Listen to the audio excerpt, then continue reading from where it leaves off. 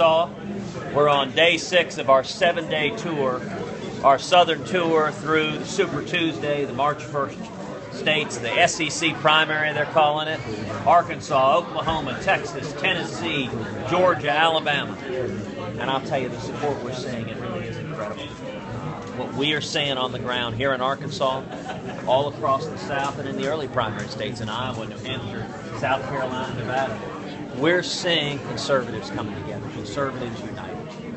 And we're seeing the old Reagan coalition reassembling. We're seeing conservatives and evangelicals and libertarians. We're seeing young people and Hispanics and African Americans and Jewish voters and women and Reagan Democrats all coming together.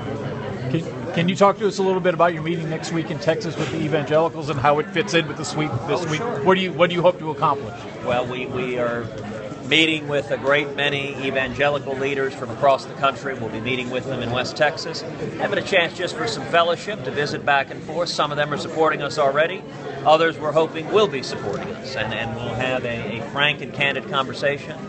And it has been really our strategy from day one when we launched the campaign. It was very simple. It was to unite conservatives.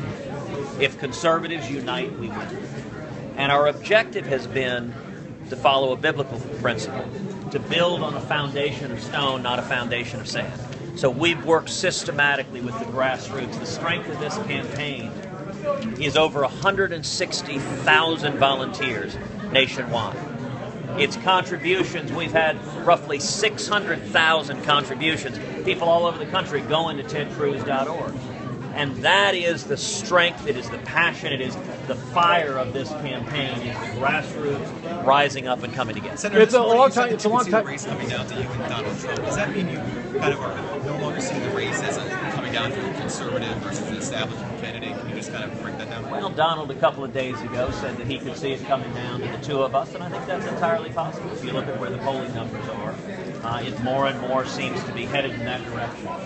And I couldn't be more encouraged. Every day we're seeing conservatives coalescing more and more behind our campaign. And as you'll recall, you were there right at the beginning.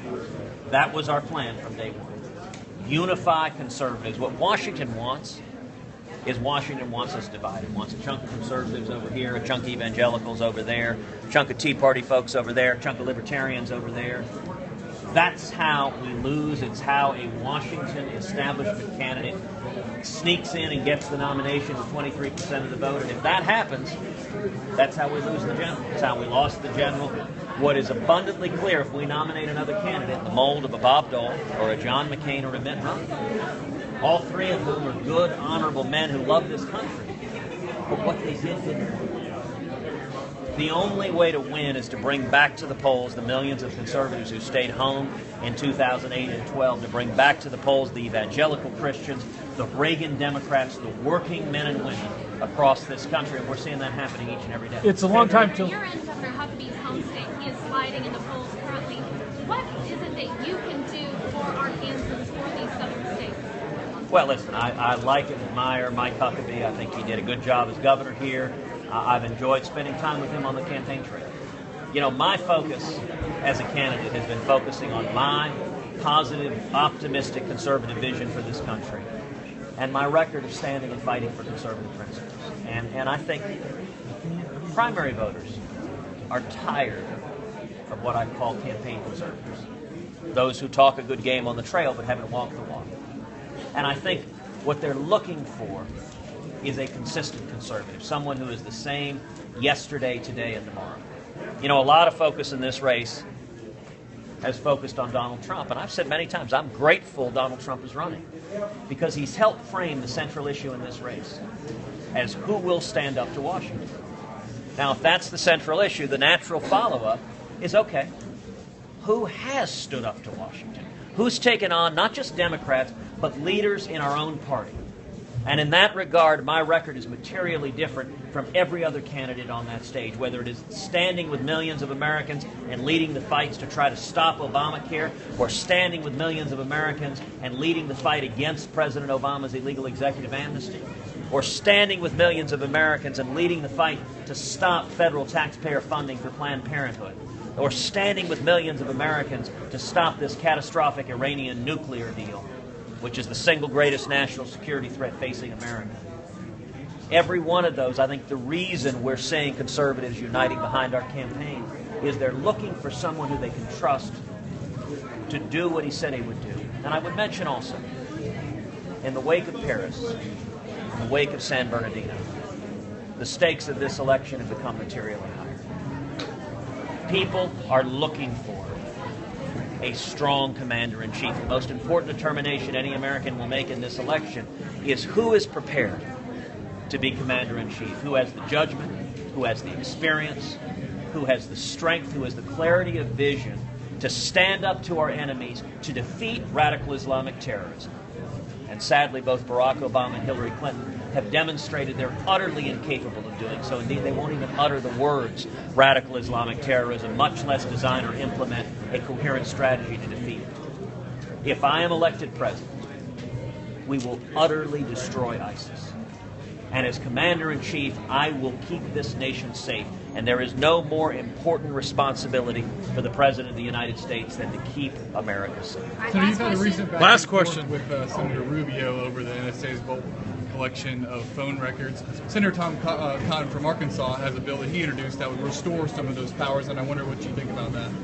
I don't think it makes sense for the federal government to be collecting bulk phone metadata from millions of law-abiding citizens. I believe we can protect our constitutional rights. We can honor the Bill of Rights, and we can also use vigorous tools to target terrorists. I was very proud to join with conservatives in the Senate and House, people like Senator Mike Lee, crafting the USA Freedom Act. The USA Freedom Act did two things. Number one, it ended the federal government's bulk collection of phone metadata of millions of law-abiding citizens. Lois Lerner and others like her can no longer access the personal phone records of millions of law-abiding citizens. That was a good change. But secondly, it strengthened the ability of national security and law enforcement to target terrorists. It expanded the universe to which we can search to find terrorists before they commit acts of terror and to prevent acts of terror.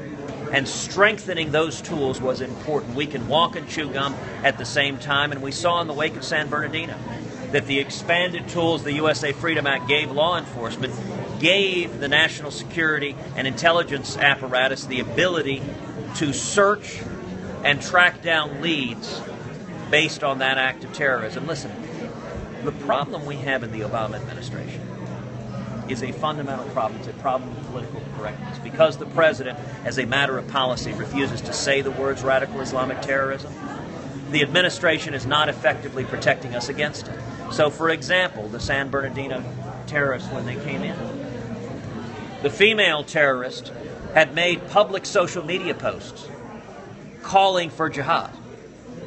And yet the Department of Homeland Security, as a matter of policy, refuses to search social media because they thought it would be inappropriate. That doesn't make any sense. We need a president, we need a federal government that is clear-eyed and serious about protecting this country. And it's worth remembering, border security is national security. The front line with ISIS is not just Iraq and Syria. It is also Kennedy Airport and the Rio Grande. And we need a president, a commander-in-chief, who will focus every day on keeping our children safe, securing the borders, and keeping America safe. All right, thanks, guys. Thank you. Appreciate it. Do you think Trump's remarks on him